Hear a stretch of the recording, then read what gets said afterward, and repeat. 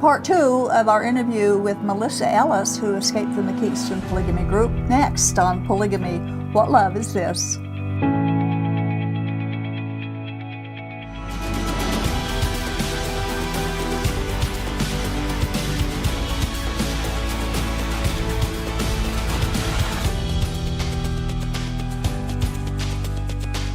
We're continuing our interview with Melissa Ellis. She left the Kingston Polygamy Group in 2012 with a suitcase and 4 kids. And that happened after her husband informed her that he was going to be taking another wife. Now, she has found a productive life outside of the group, much different than they said it would be if she did leave. And so she's here to finish telling her story and some of the interesting activities that she's also involved in. So I would like to introduce again and thank Melissa Ellis for coming. Thanks for having me. Thanks for your story. It's very interesting, and to get your side of what's going on and some of the things that you are actually doing now that is stirring up the pot a little bit, which needs to be stirred up. Again, we're grateful for your courage to come out and speak publicly about these things, which needs to be done. Mm-hmm. Just recently, you granted an interview with the Standard News in Ogden, the Standard newspaper. Standard Examiner, yes. And it's, I'm sure they can find it online. In fact, we have the link to one of the quotes that our viewers can pick up if they want to read the article. So you are also the vice president of Sound Choices Coalition. Correct, yeah. Actually, we had Angela Kelly as a guest on our show a few weeks ago, and she's the president. And the director, yes. Or the director, yeah. Mm-hmm. And so you're the vice president. What do you do with Sound Choices? And explain what Sound Choices is about. So being the vice president, I just want to be a part of something that educates people. And that's what Sound Choices does, is it educates people on the abuses of polygamy. And also with some of the activism things we've been doing, we want to be able to educate law enforcement and DCFS and on different laws coming into play and different things to watch out for. And I think most of what they've had so far is pro-polygamy viewpoints, at least from what I've seen. But you are, or were, I should say, highly instrumental. You were part of passing the bill, HB 214, in our recent legislature session. Explain what HB 214 is and how it helps those who are escaping polygamy. And also you had an obstacle in getting it passed. A little bit. So Angela Kelly is the one who, she started House Bill 214. It probably would have never happened without her. She had posted on Facebook, you know, there's this bill that I'm working on. If anybody would like to help on it, please contact me. And so I did. And that was in February of this year. So I was ready to help with something and get moving on it. And so she invited me to come sit down with Representative Anderson, who was the one backing this bill to take in front of the House of Representatives. And so he was there, and there was a table full of people, and we were going over this bill. And I didn't realize that I was going to be part of kind of creating this bill. But we sat down and went over it, and the way it was worded was going to help people leaving a polygamous marriage, which my ex was only married to me. I wasn't ever part of a polygamous marriage, but I was part of a polygamous cult. And it wouldn't have helped people like the Lost Boys or my children coming out of it. And so we did have to work on some wording, and the attorneys had to get involved that helped draft it and changed it to the wording to be somebody leaving a polygamous setting. So if somebody is leaving a polygamous marriage, a child running away from a polygamous marriage, or leaving a polygamous cult altogether, they can get reparations funds from the victims' reparations fund. And people came up against this, and yet it wasn't using tax dollars at all. No, so the victims' reparations fund is, if there's a criminal, they pay money that goes into this fund to help people that are victims. And so taxpayers' money do not go into it at all. We did have another polygamy type of group that was against it, and they were feeling that it would push more people underground. Feel like they were coming after them more, and we're like, no, nobody has to be convicted. It does have to report it to the police, but nobody has to be convicted to be able to receive the reparations fund. It just helps people leaving. So will this stop do you think that this will stop at when a young girl flees and she's a minor or a boy, but that generally isn't the case, it's usually a girl, that they won't send her back to the family? So it makes it, with the bill, it lists that people leaving bigamy are victims. So if somebody is leaving a cult and runs to the police and say, I'm leaving this polygamous group, I don't want to be a part of it, then that keeps them from having to be returned. To send them They back, can which go has to- happened too many times. Where they send them So back. according to the law now, people that are leaving polygamous settings, polygamous marriages, are victims. So It's about time. I'm here to tell you. Well, I want to quote from the Standard News that you were interviewed by, what you said in part of it. And so I quote, she said, and that's you, she said her birth family regards her as an outcast and legal disputes over her children's custodial arrangements drag on. She blames the leaders of the Kingston clan and said they perpetuate practices that are illegal and abusive to wives and children. So the leaders, you have said here, I agree with you, by the way, purposely put their wives and kids in harm's way. yeah, they do. And they actually are instrumental in some of the harm that takes place. Definitely. They are involved in a lot of the harm that happens. I mean, the mothers have to work a lot of the times. I remember once in church, one of the older men came and he was talking about how proud he was that his 7-year-old grandson was able to make a full dinner while his mom was at work. Oh, my Like word. that is dangerous on Oh, my so word. many That's levels. sad. Imagine if that child got burnt from the boiling water, what would Whatever. they do then? I mean, that's just the physical harm that could happen, and there's so much more. And of course, how much harm has happened that they don't report. Yeah, when they have you don't difficulties report like that. anything to the outside world. Right. Well, you were harassed, and we talked about this in the first show, that you were harassed and have been and are being harassed because you have the 4 children. You took the 4 children with you, and so your husband and the attorneys in the Kingston group has kind of harassed you since that time. So you, I guess that's another straw, that you wrote a letter to the Utah Bar Association complaining because Kingston men are attorneys, polygamous men are attorneys. And that's not just in the Kingston group. Other groups have attorneys as well, polygamous men. Tell us about the letter and what has happened. So one reason I wrote that letter was there was one of the women who had left. She kept all of her statements. So we talked about those Kingston statements. And she wrote everything out, all the money she had. And she realized she had left $21,000 in her account there. The leader, who happens to be her father, said, okay, send me your evidence. I'll look it over. It took him a couple weeks. And then he told her that all that money was gone for fees, for administrative fees. And when I heard about that, it was the day that I heard about that I wrote the letter. I felt like, how could he do this, especially to his own daughter? Yeah. He was stealing money from his own daughter. And he's the attorney. And he is an attorney in Utah, and he's an active attorney in Utah. And I had before talked about it with people, said like, how can they own offices or licenses? Because in Utah, you can't hold political office if you're a polygamist. Like it's against the Utah Constitution. You can't hold those offices. So I'm like, how are they able to hold these offices?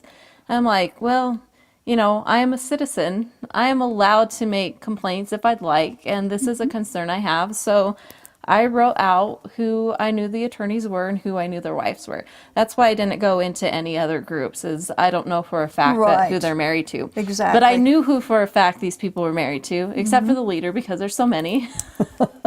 He has over 20. He has over 20. It might be over 30. I don't know for sure. I don't know the number. And so I reported him. I said, how can an attorney in Utah be a polygamist and hold that license?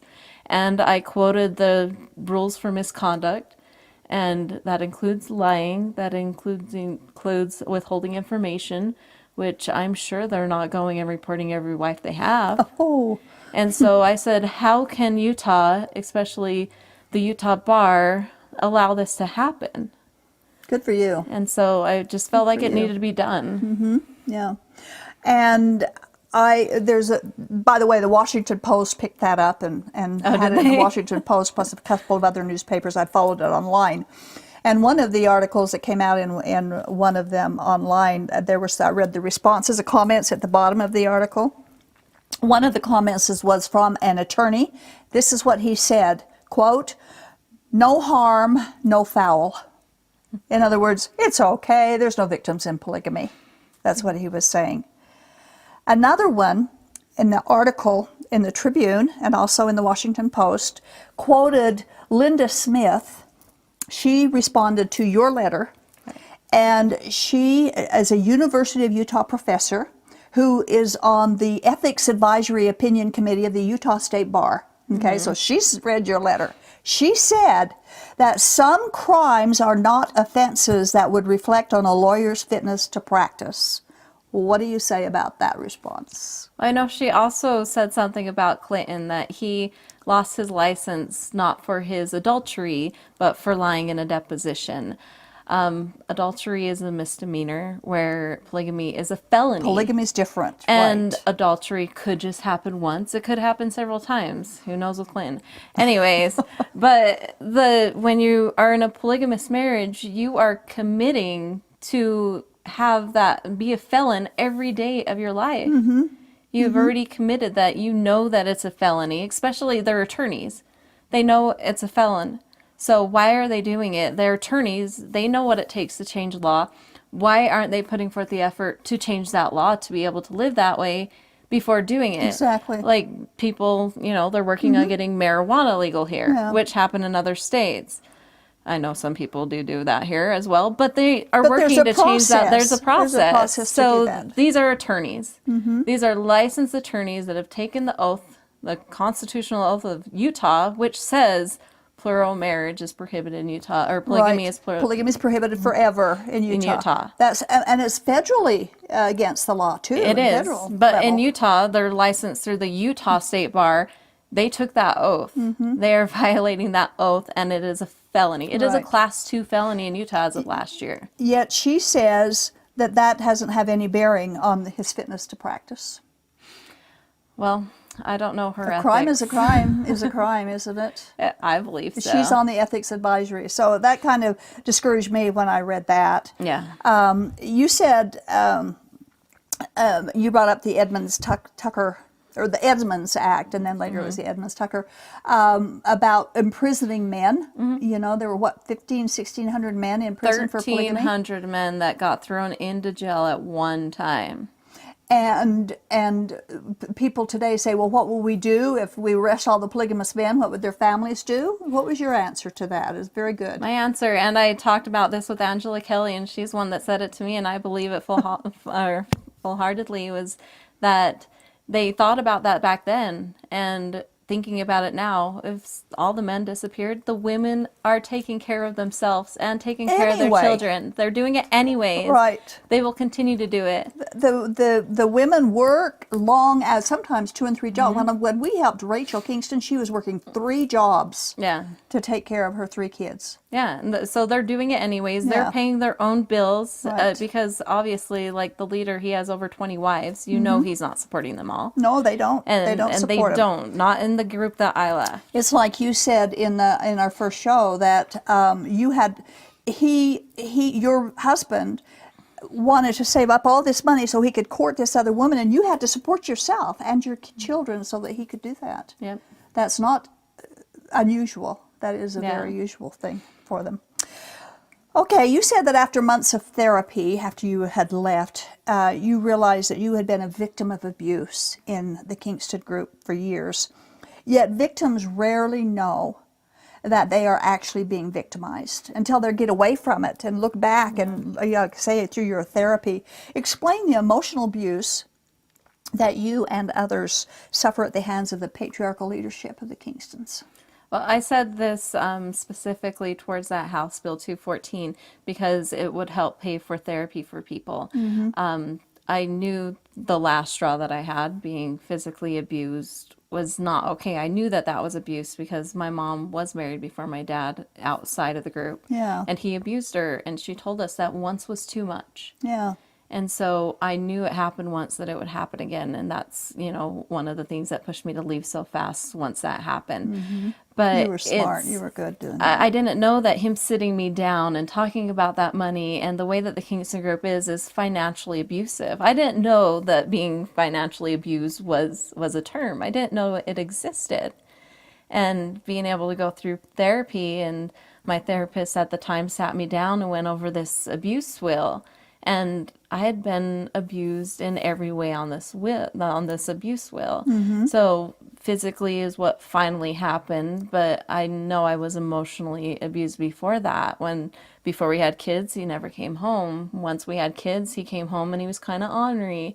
And then he slowly became to where he was yelling all the time and yelling at me. And I mean, one reason why I didn't leave is I've always been a heavier person. And I was told repeatedly that I was fat and nobody else would love me, nobody else would want me, that I was lucky that I had him that wanted me. Oh. And so, I mean, that emotional abuse happened as well. And I didn't know that that's what I was going through. I didn't know. Yeah. Yeah. And, I counted the abuses that we went through after I got away as well, and years later. We went through emotional abuse. We went through a lot of physical abuse in my family, lots and lots of it. There's emotional abuse, physical abuse, religious abuse, sexual abuse. I wasn't sexually abused. People in my family were. Yeah, I wasn't sexually abused. And there's a lot of people in polygamy that are. In fact, most of them are at some point. So, but you were sexually abused when you were raped. Yeah, that's true. So the abuse is there, but it's so much a part of their life, they don't even realize that that's what's going on. Yeah, I had no clue. And it takes a while to get over it. And that's another reason that we're active in doing what we're doing, is because we do want to bring these things out and help however we can, help those who need the help after they get out. Even medically abused. You didn't go to get stitches. They had the leader, and there were other men in the group that knew how to give stitches. I even at one point knew how to give stitches and gave them to the people down at the mine.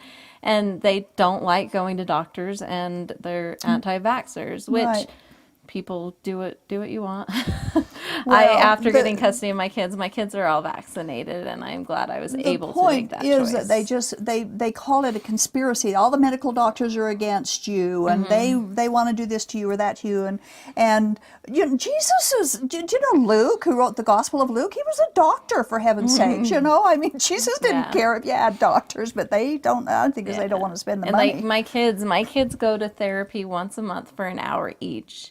And when I did inform my ex that I was taking them to therapy, and he gets mad that I won't let him go and be in the room with them. And I'm like, that's not what it's for. It's for their benefit, not for yours. And it's more of the thought of, just because something is secret doesn't make it sacred. That's right. That's absolutely right. Again, Jesus said he didn't say do anything in secret. So why do we have to? Yeah. There's nothing. Someone else said, if you have nothing to hide, you'll hide nothing. And I think that's important. Yeah. Important that if you've got something to hide, your red flag needs to go up. It's been an uphill battle, and it is an uphill battle to educate people and let them know. Too many people say, live and let live. There's no harm, no victims in polygamy, just like I read that one. But it is an uphill challenge, and it's filled with obstacles. You said, I quote again from that newspaper, if we don't start talking, the government's not going to do anything about it. Melissa, we've been doing this show 11 years. Plus, there's been a lot of talk went on before that. We've been talking and talking and talking and talking, and they're still not doing anything about it. Do you have anything in the works, any plans that you can talk about to kind of bring this up into a higher level of discussion? I don't necessarily have any plans. I have thoughts running through my heads of things that I want to be able to do. It's more of getting more people to talk about it, making sure people understand. I know a lot of comments on these articles were, what's wrong with consenting adults? They don't know that it's consenting adults. There was an article today of I guess there's this couple and they are both dating this girl. So the girl and the husband are dating this girl and they're going to get divorced so one of them can marry her so she can have rights to the children, which isn't how the law works anyways. But people were commenting on it and somebody commented about polygamy on it. And somebody said, why is it still illegal? And I said, you know what, the key word somebody said was consenting adults. That's not what happens in a polygamous cult, and that polygamous cults is the majority of where polygamy happens. They use religion to back it. They are indoctrinating children into an illegal lifestyle. So that's where a problem comes in, that these children, free will, that's not what's happening. They are taught at a young age that you don't live this way, you are going to hell. And that's not okay. That's not okay. God teaches love and not this hatred, and isn't going to tell you have to let your husband be with someone else. And that's what we always say too, because Jesus is the Savior. Polygamy is not the Savior. Yeah. And polygamy can't take the place of Jesus in saving anyone or add to what he did to save us. So that's exactly right. They use the threat of God. When I left the group, I left with a hatred for God because I knew he hated me. That isn't true. He doesn't hate me. He never did hate me. But that's what they taught me. And that's hard to get over. That's very, very difficult to get over. Too many people leave polygamy the same way, and they just don't want to have anything to do with religion or God after that because it is so devastating for what they've been taught about him in the group. Yeah, I definitely feel the same way. When I left, I felt the hatred for God. Yeah. Like the last thing that happened, being abused. Why did God let that happen to me? And why would it be his will? Yeah. For you to share your husband. Yeah. So like I was mad at God, and I stayed away from all religions, and I did start going back, and one of the issues with the Kingston group was the money. Yeah. You put money before anything else, really. They do, absolutely. And so the first time I went to the LDS church, the first thing they talked about was tithing. I went once. I never went back because I couldn't believe that, okay, I prayed about it. I wanted to find something that made me feel whole again in that way. I wanted to have that relationship with God again. Yeah. And going and that being the first thing, I felt like that wasn't for me. And that's not for you. And by the way, I got some good suggestions for you in that respect too, because Jesus Christ alone is all we need. We don't need the church. We don't need money.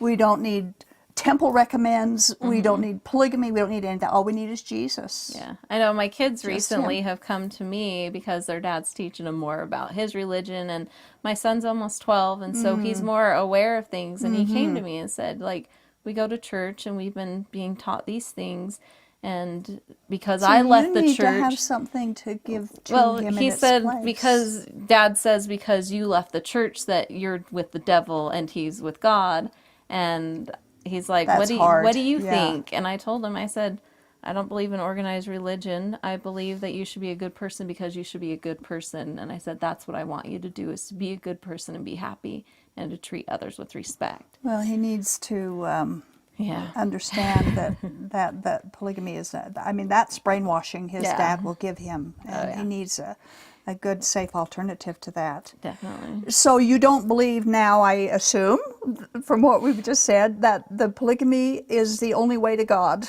that it's God's only true religion or only true people.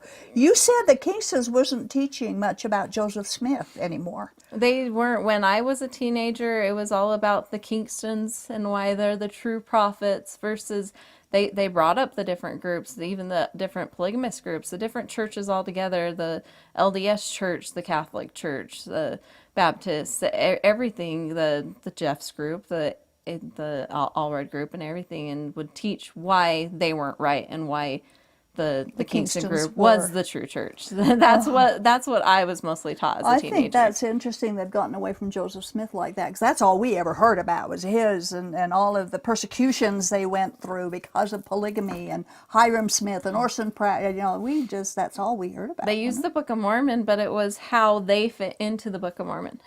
Really? It is how they used it, yeah. Well, that takes some twisting. A little bit. Some gymnastics, huh? So right now, with a little over 2 minutes left, what we've talked on the show, or I've done shows on the Washakie mess that the Kingstons are involved in. The FLDS got involved with food stamp fraud and scams. The Kingstons have been involved in other things. Just recently, there was the cows that one of the Kingston boys let die and starve to death. What is your thinking about all of these illegal, inhumane things they do and still claim to be God's only righteous people? What kind of gymnastics goes on in their heads with that? I don't know. Righteous people doing what's good. It's not hard to be a good person and do good things. In my book, it's easy to be a good person.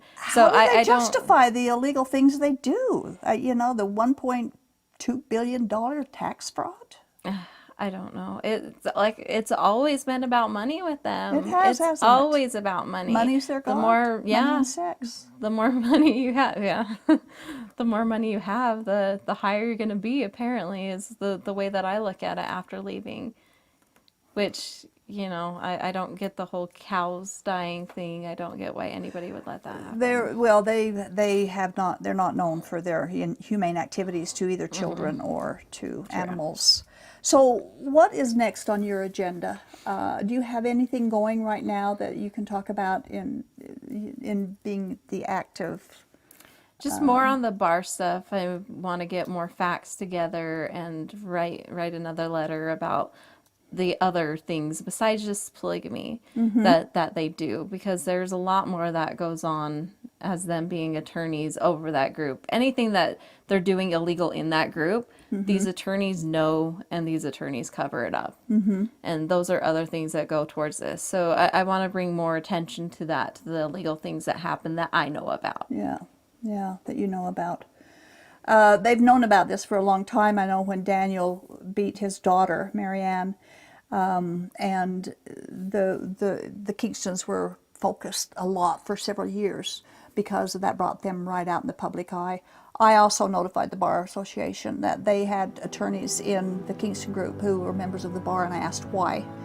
And the Utah Bar said, well, they'd look into it, and a couple of weeks later they said, well, they're not doing anything that should harm their license, so they're closed till they didn't do anything. I hope this time that they do something. I think the more people that speak out about it, anybody that sees this, anybody that reads the articles that agree, write a letter. The more pebbles in the shoe, the more they're going to pay attention to it.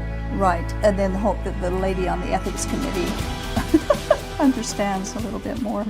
Well, we're out of time, Melissa. Thank you so very much. I appreciate your comments and your story, and if things change, maybe we can get you back and see what else is going on. Okay. It is disturbing that a professor of the University of Utah Ethics Committee say that crimes are not offenses that could affect attorneys' fitness to practice, because a crime is a crime. But if that's the leadership in our legal system under God, may He have mercy on us all. There are so many investigations that have been done that prove the harms of polygamy, especially to women and children. And my concern is our legal system doesn't even condescend to read those reports and realize that's what's going on, and why don't they? Or if they do, why do they keep their eyes shut towards it? We still hear people say that polygamy is divinely sanctioned in the Bible, and it isn't. So why aren't they doing their own homework to discover the truth of what's really happening? God's grace through Jesus Christ will cover anyone who has been harmed by the misuse of His name and His will. And if that person will turn to Him for the spiritual healing they need, He will give it to them. And that's what we pray for all the victims. Thank you for watching.